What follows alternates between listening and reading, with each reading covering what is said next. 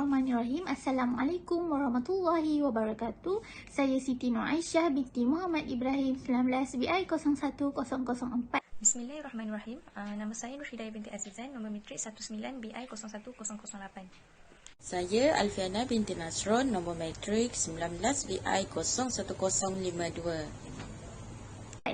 Hari ini kami akan membentangkan tentang Baitul-Mal dan Kementerian Keuangan.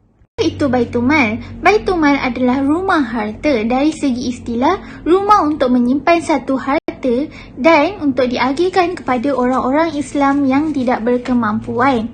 Baitul-Mal juga adalah institusi kerajaan dalam menyusun dan membangunkan ekonomi sejak daripada zaman Rasulullah SAW.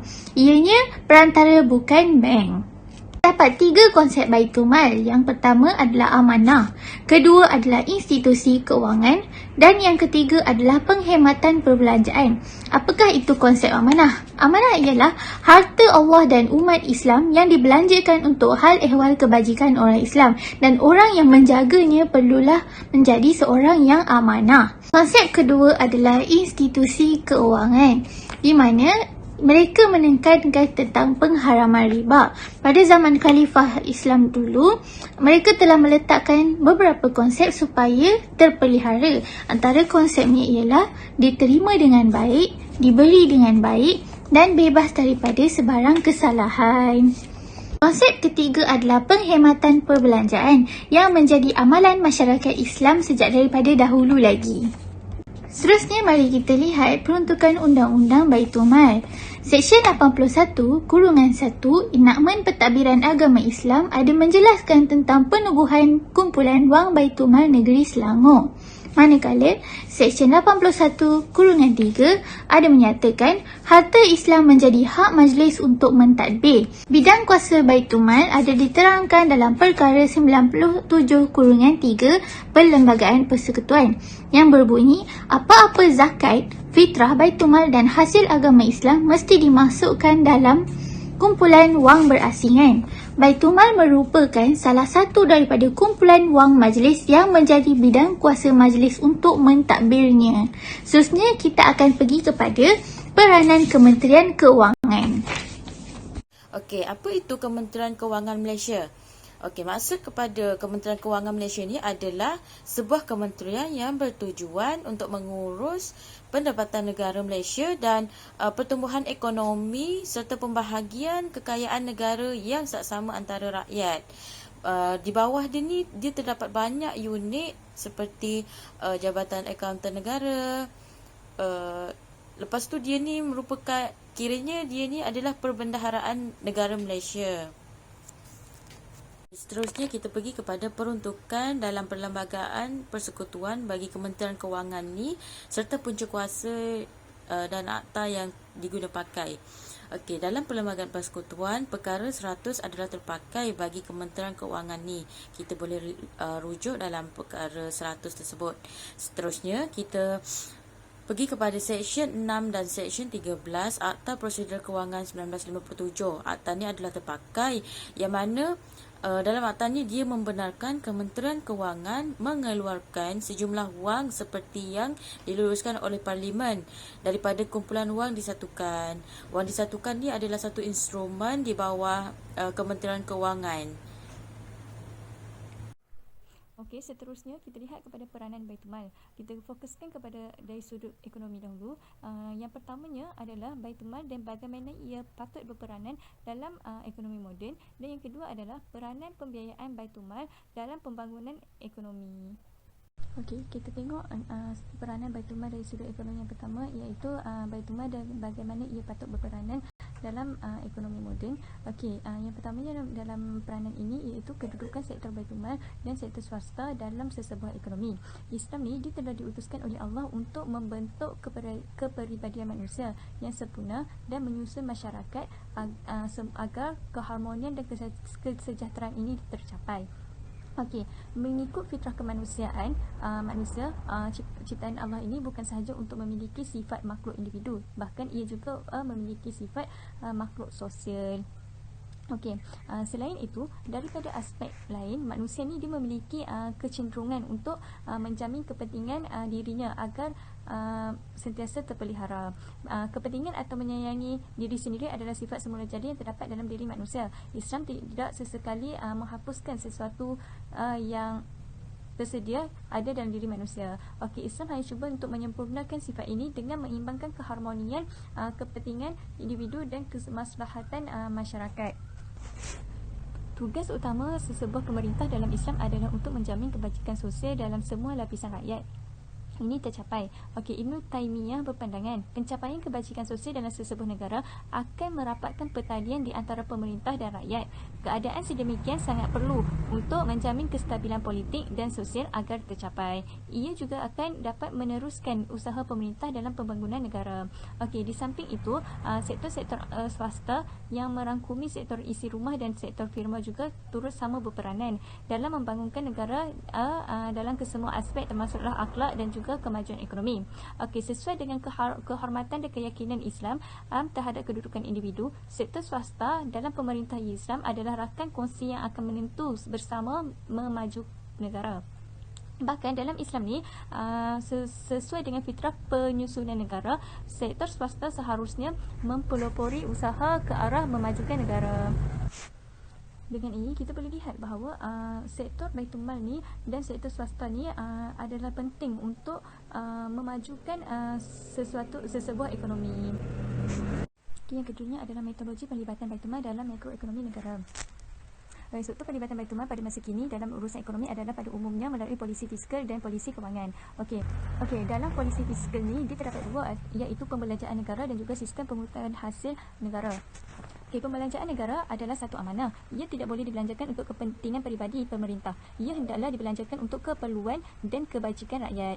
Rasulullah ada mengarahkan supaya wang negara jangan sesekali dibelanjakan untuk kepentingan golongan pemerintah.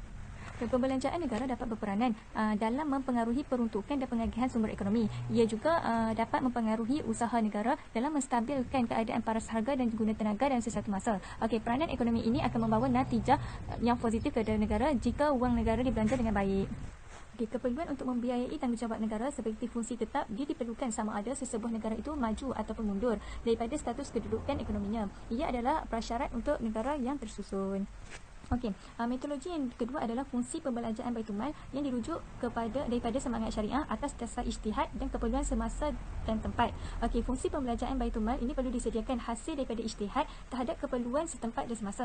Oleh kerana keadaan sesebuah negara kerap berubah dan memerlukan pihak Baitul Mal turut sama melibatkan diri demi kebajikan negara di mana pihak swasta mungkin tidak sesuai. Islam sentiasa membuka pintu untuk ijtihad ini. Ruang untuk kerjasama daripada pihak Baitul Mal bersama dengan pihak swasta mengendangi sesuatu keadaan tersebut amat luas asalkan kepentingan kedudukan pihak swasta tidak terganggu. Islam mengutamakan pemerintahan sebagai rakan kongsi yang perlu peka kepada senario semasa dan memberi keutamaan kepada kewujudan kebajikan dan kesejahteraan rakyat agar sentiasa terjamin. Metodologi yang ketiga adalah fungsi yang ditugas kepada Baitul Mal pada sesuatu ketika dan tempat oleh rakyat melalui proses syura. Kategori ini adalah open-ended. Berlainan negara mungkin mengambil keputusan yang berlainan mengikut keperluan setempat dan semasa. Ini bergantung kepada pandangan dan desakan rakyat dalam sesebuah negara jika mereka merasai sesuatu projek perlu dikendalikan oleh pihak Baitul Mal. Selepas kajian dilakukan terhadap kesesuaian dan didapati ia sesuai, maka Baitul Mal akan melibatkan diri dalam projek tersebut. Daripada ketiga-tiga fungsi yang telah dinyatakan, metod yang telah dinyatakan, kita dapat rumuskan bahawa ruang pembelanjaan negara dia mengambil kira keistimewaan dan peranan sektor swasta dalam sesebuah negara. Pelibatan Baitul Mal jangan sesekali menjejaskan peluang sumbangan sektor swasta. Selain daripada pembelanjaan negara, sistem pengurutan hasil negara juga merupakan satu polisi dalam polisi fiskal, iaitu sesebuah negara ni dia perlu mempunyai sistem pengurutan hasilnya tersendiri. Kepentingan sistem pengurutan hasil untuk negara bukan sekadar untuk membiayai pembelanjaan negara, tetapi juga adalah untuk mencapai matlamat pengendalian ekonomi negara. Sistem pengurutan hasil boleh diguna untuk mempengaruhi peruntukan sumber dalam negara. Ia juga dapat mempengaruhi arah aliran peruntukan penggunaan sumber ekonomi. Di samping itu, ia juga boleh mempengaruhi kestabilan ekonomi. Matlamat ekonomi ini penting untuk pengurusan ekonomi sesebuah negara. Polisi yang kedua adalah polisi kewangan, di mana kepentingan peranan yang dimainkan oleh sektor wang dalam sesebuah sistem ekonomi itu tidaklah dapat kita nafikan. Bahkan kajian terhadap proses kewangan dalam beberapa aspek seperti institusi-institusi, teori dan polisi akan memberi penjelasan bagaimana sektor wang akan dapat memberi kesan-kesan yang mendalam kepada peruntukan sumber-sumber dan prestasi sesebuah ekonomi tersebut. Prestasi termasuklah penentuan jumlah paras pengeluaran, pendapatan, guna tenaga dan harga dalam sesebuah ekonomi. polisi kewangan ni adalah cawangan yang kedua yang melibatkan Baitul Mal dalam pengurusan makro ekonomi negara. Okey, polisi kewangan dikendalikan oleh pihak bank pusat. Ia berperanan untuk memastikan penawaran wang negara memenuhi keperluan ekonomi semasa. Okey, terlalu banyak wang ditawarkan pada suatu ketika akan menimbulkan masalah inflasi. Jika jumlah wang yang ditawarkan tidak memenuhi keperluan maksimum pertukaran di dalam negara dan dalam perdagangan antara bangsa, ia akan membantutkan kemajuan ekonomi negara. Justru itu, menepati roh keadilan, wang yang ditawarkan pada sesuatu ketika hendaklah memenuhi keperluan tersebut. Okay, kita tengok peranan yang kedua dalam sektor ekonomi, iaitu peranan pembiayaan Baitul Mal dalam membangunkan ekonomi.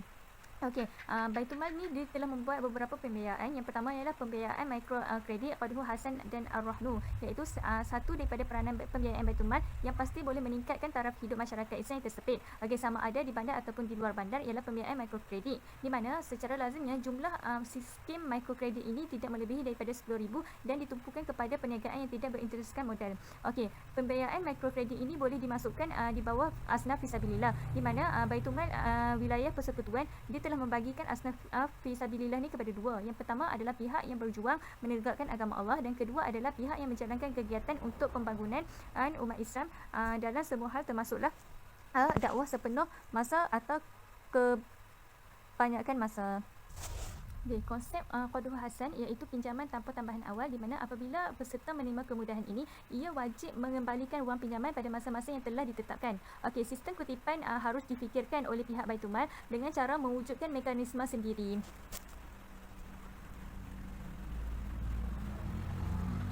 Okay. Ganjaran skim Qadhu Hasan kepada Baitul Mal, di mana objektif Baitul Mal di dalam skim ini bukan lagi membuat keuntungan, tetapi memberi kemudahan kepada golongan yang memerlukan bantuan perniagaan. Ia lebih bertindak melahirkan golongan usahawan dalam jangka masa panjang. Okey, hutang yang diberikan itu adalah hak asnaf fisabilillah, dan sebarang kegagalan risiko pasaran tidak harus dipertanggungjawabkan kepada peniaga yang terlibat. Untuk mengatasi masalah ini, maka Baitul Mal harus menubuhkan mekanisme hisbah bagi memastikan peserta tidak menyelewengkan wang yang telah dipinjamkan. Okey, selain daripada peranan Baitul Mal dalam segi ekonomi, okey, Baitul Mal ini juga berperanan untuk menyelesaikan masalah kewangan dalam golongan umat Islam. Dan Baitul Mal ini juga dia berperanan untuk membina infrastruktur dan pelaburan dalam aktiviti sosial, perdagangan dan juga perindustrian. Okey, Baitul Mal ni dia menyediakan keperluan asas, bukan sahaja untuk tujuan pembangunan negara, bahkan ia adalah merupakan tanggungjawab dari sudut kebajikan. Okey, daripada sumber-sumber dari Baitul Mal ni, ia digunakan untuk membayar gaji pegawai kerajaan dan juga tentera, sama ada secara tetap ataupun sukarela. Okey, daripada Baitul Mal ni juga dia dapat mempertingkatkan pendapatan umat Islam, iaitu melalui pinjaman beasiswa untuk keperluan pelajar Islam. Sumber dana Baitul Mal. Okey, sumber dana Baitul Mal ni ada dua, iaitu harta khas dan juga harta am. Harta khas ni adalah harta seperti zakat, iaitu harta zakat fitrah dan juga zakat harta. Yang keduanya adalah zakat am. Zakat am ni ada beberapa kategori. Yang pertama adalah zakat am kerajaan, iaitu seperti fa'i, iaitu rampasan, harta rampasan setelah musuh itu menyerah diri. Yang kedua adalah ghanimah, iaitu harta rampasan perang. Yang ketiga adalah ma'adin, iaitu galian seperti petroleum, dan juga harta seperti rikas, iaitu harta karun ataupun berhala milik jahiliah. Okey, kategori yang kedua iaitu harta pencukaian seperti qaraj, iaitu cukai tanah, usyur iaitu perdagangan, zidyah individu, sulu az-zidyah perlindungan. Manakala yang ketiganya adalah harta kebajikan. Harta kebajikan ini adalah seperti harta wakaf, harta pewarisan, wasiat, nazar, kafarah iaitu denda, sedekah, dan luqatah iaitu harta yang dijumpai. Tapi sekarang ni zakat ni sekarang kan dah ada lembaga zakat kan. Lembaga zakat ni ditubuhkan, jadinya sumber pendapatan Baitul Mal ni adalah harta lebihan pusaka yang tidak berwaris, iaitu harta wakaf, nazar dan juga barang yang dijumpai. Zakat ni tidak termasuk di dalam sumber dana Baitul Mal kerana fatwa menetapkan bahawa pengagihan zakat dan Baitul Mal ni tak boleh disatukan. Walau bagaimanapun, untuk menambah sumber hasil dana Baitul Mal, Majlis Agama Islam Negeri membenarkan Baitul Mal ni melibatkan diri dalam projek komersial seperti membina bangunan perniagaan, memajukan projek perumahan dan sebagainya. Okey, seterusnya kita lihat kepada siapakah Baitul Mal ni boleh dimanfaatkan. Okey, Baitul Mal adalah hak milik negara Islam. Maka seluruh rakyat di dalam negara itu, termasuklah orang-orang yang bukan Islam yang mendiami negara tersebut, layak menerima manfaat daripada harta Baitul Mal. Di mana penggunaan dana Baitul Mal adalah meluas dan mencukupi pelbagai manfaat dan kebajikan umum serta pembangunan fizikal negara. Oleh itu, dana Baitul Mal boleh digunakan untuk membina masjid, jalan raya, sekolah, menyenggelara keperluan kesihatan, pendidikan dan sebagainya, termasuklah menyediakan kelengkapan peperangan dan pertahanan negara. Terdapat beberapa peranan Kementerian Keuangan di Malaysia. Antaranya adalah menyedia dan memantau belanjawan tahunan. Contohnya belanjawan 2021 yang dibentangkan pada bulan Disember tahun lepas.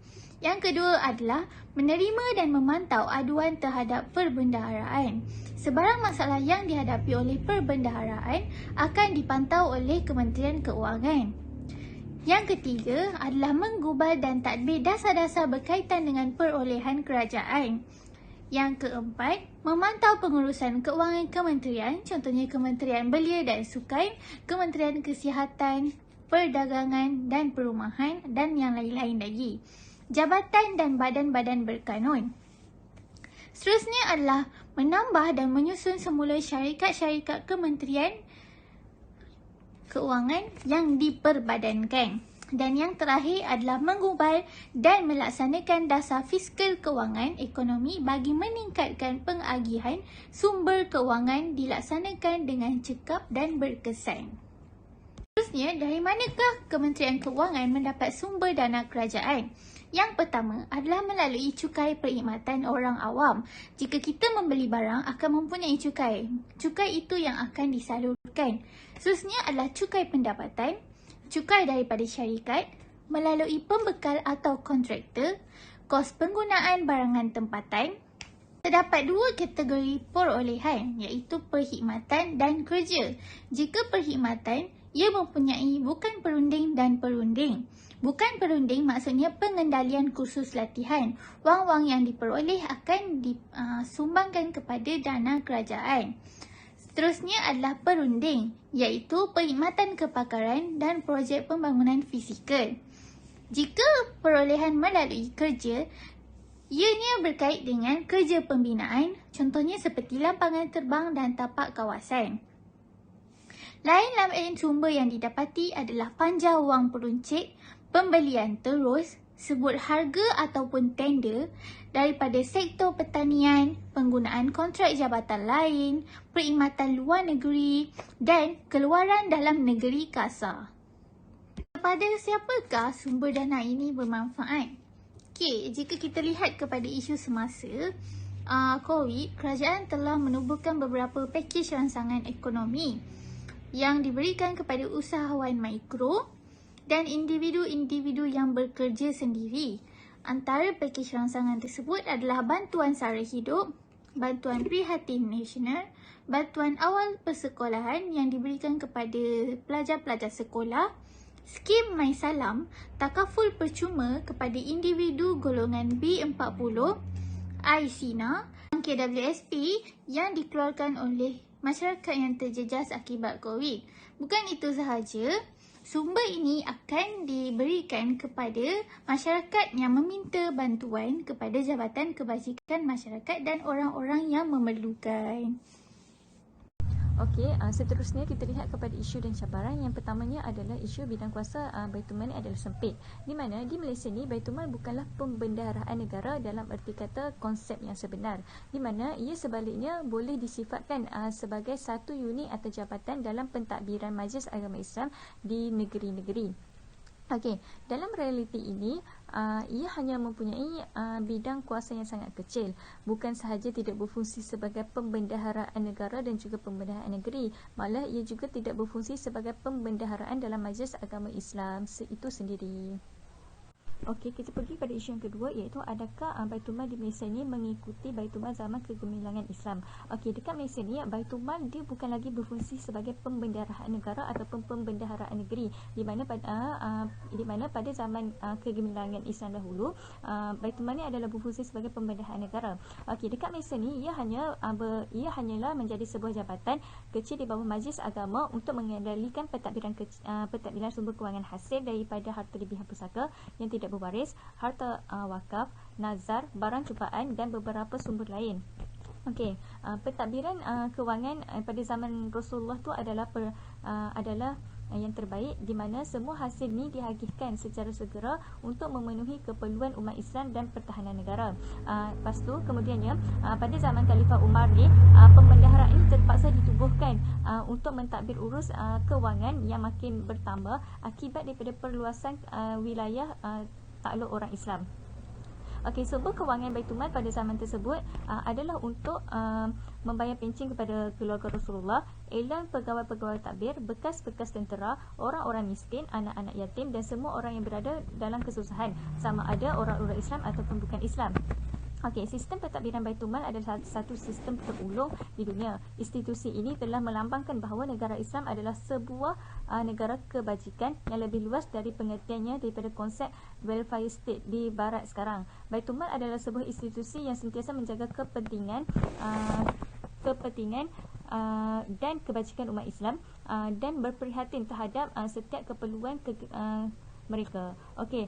Seterusnya kita lihat kepada adakah Kementerian Kewangan Malaysia ni dan Baitul Mal digabungkan dalam satu struktur pentadbiran.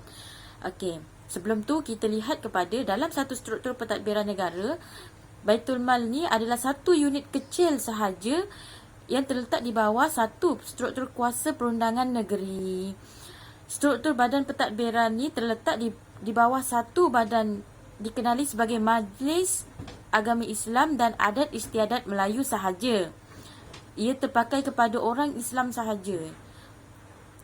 Manakala kalau Kementerian Kewangan ni adalah terpakai kepada orang bukan Islam, orang Islam pun ada, dan dia merupakan satu struktur yang besar. Dia adalah perbendaharaan negara. Sedangkan kalau kita lihat Baitul Mal ni adalah perbendaharaan negeri. Dia meliputi tergantung dengan setiap negeri. Jadi lain negeri lainlah dia punya, mungkin dari segi struktur pentadbiran dia memang lainlah mengikut negeri masing-masing. Jadi kalau kita lihat di sini, adakah dia ni digabungkan? Dia tidak digabungkan. Baitul Mal di bawah satu struktur pentadbiran negeri, manakala kalau Kementerian Kewangan ni adalah satu struktur pentadbiran perbendaharaan negara Malaysia. Okay, apa yang dapat kita rumuskan daripada perbincangan kita pada hari ini? Bila kita lihat balik sejarah kegemilangan Islam, Baitul Mal ni merupakan perbendaharaan negara yang tunggal. Tapi ia tidak lagi berlaku pada hari ini kerana hari ini kita diterajui oleh Kementerian Kewangan Malaysia. Semua aset tu kira ekonomi Malaysia ni dipegang oleh Kementerian Kewangan. Okey, isu yang selalu berlaku di sini adalah wang yang tidak dituntut oleh umat Islam tetapi dimasukkan di bawah Kementerian Kewangan. Saranan saya, sekiranya kita penggubalan perlembagaan persekutuan mungkin boleh dibuat supaya harta amanah orang Islam ni, wang yang tidak dituntut ni, dia dibawa masuk di bawah perundangan negeri iaitu Baitul Mal, bukannya dibawa masuk kepada perbendaharaan negara iaitu Kementerian Kewangan Malaysia. Melainkan jika harta itu milik bukan Islam, kita boleh bawa masuk dalam perlembagaan Kementerian Kewangan Malaysia. Okey, itu saja daripada kumpulan kami. Terima kasih.